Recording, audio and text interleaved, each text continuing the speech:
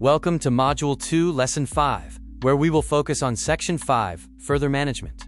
Having documented the patient's journey through the emergency department in Section 4, we now follow them into the subsequent phases of their in-hospital care.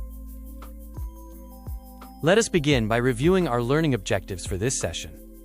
Upon completion of this module, you will be able to: first, identify the correct source documents for in-hospital procedures, such as operative notes and ICU flowcharts. Second, define the principles of data quality as they apply to documenting complex surgical and critical care interventions. Third, you will be able to accurately enter all data within Section 5, including the first key emergency intervention and the subsequent procedure list. Fourth, you will learn to correlate the data on these interventions to the process component of the Dohnavedian model. And finally, you will be able to justify the need for meticulous accuracy in recording procedural details for our quality analysis and research. Welcome to the training module for Section 5, Further Management. This section is dedicated to capturing the definitive and often life-saving interventions that occur after the initial resuscitation, such as emergency surgery or admission to the intensive care unit. The data you enter here is a direct measure of the hospital's procedural capabilities and a critical part of the patient's story. We will proceed field by field to ensure you can document these critical events with the required precision. The data in Further Management tracks the core therapeutic interventions a patient receives. This information is critically important for several reasons. First, for measuring system efficiency. The time until first key emergency intervention is a major key performance indicator, or KPI. It measures how quickly our hospital can deliver definitive, life-saving care, which is a core tenet of the process of care within the Dohnavedian model. Second, for understanding patient pathways. The procedure list provides a detailed, chronological map of the patient's treatment. This helps us understand resource utilization, common intervention patterns, and the overall complexity of care provided to our trauma patients. And third, for clinical research and audit. Accurate procedural data is essential for researchers to analyze the effectiveness of different treatments, and for our clinical teams to audit complex cases, which ultimately contributes to better patient outcomes. Now, let's walk through each field in Section 5. Let us begin with the first and most time-sensitive field in this section. For fields 1 through 3, you will document the first key emergency intervention and its associated timestamps. Your instruction is to identify the first major, life-saving procedure that was performed after the initial ED resuscitation. You will review the patient's record to select the correct intervention from the list and then enter the exact date and time the intervention began. The time until first key emergency intervention will then be auto-calculated by the system. The first key emergency intervention is defined as the first significant, urgent procedure performed on a trauma patient for their treatment and stabilization after hospital admission. The need for one of these interventions within 24 hours of arrival is a key criterion used to classify a patient as a major trauma case.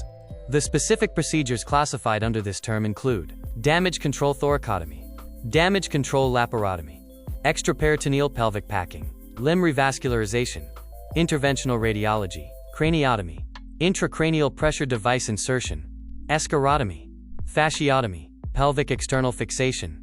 The MTR also measures the time until first key emergency intervention, which is the time from hospital admission until the start of the procedure, often marked by the first cut to skin.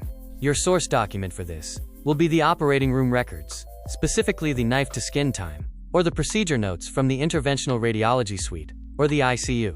The pearl, or best practice here, is to recognize that the list contains the most common time-critical interventions. For example, if a patient had a damage control laparotomy, that is almost always the correct choice, as it is a primary life-saving surgery for abdominal trauma.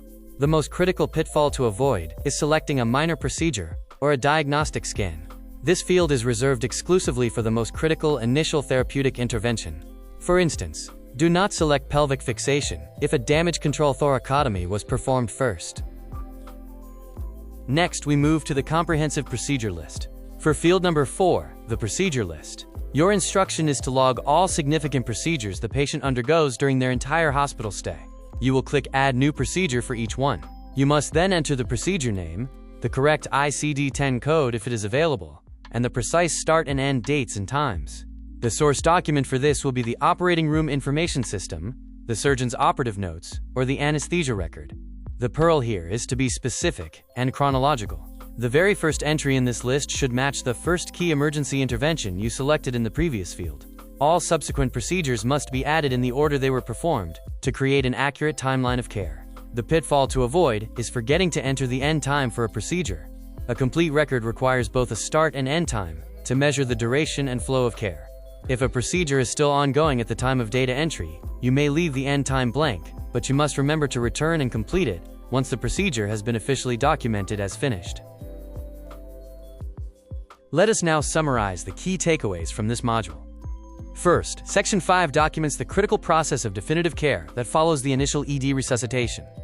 Second, the time until first key emergency intervention is a major hospital KPI, which makes accurate timestamps absolutely essential. Third, your primary source documents are operative notes and other procedural records from the operating room, interventional radiology, or the ICU. And finally, the procedure list must be a complete, chronological record of all significant interventions to accurately reflect the patient's journey. This concludes the training for Section 5, Further Management.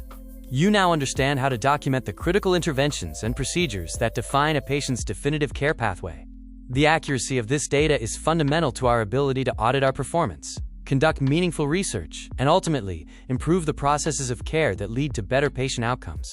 Your meticulous work in this section is a direct contribution to that mission. In our next module, we will delve into the specifics of the injuries themselves in Section 6, Injury Pattern. Thank you.